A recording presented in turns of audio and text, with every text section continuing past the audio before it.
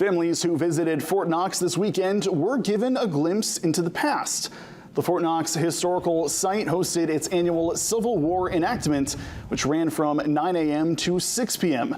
The event presented various historical demonstrations open to the public, such as a live skirmish recreation with the help from volunteers.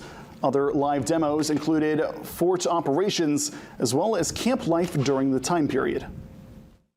The 20th Maine and the 15th Alabama and the 35th Virginia are here today.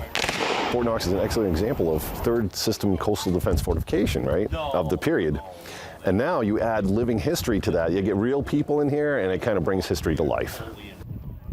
Fort Knox will be hosting another Civil War encampment event next weekend with help from the 6th Maine Battery and the 3rd Maine Regiment Infantry to demonstrate live cannon firing.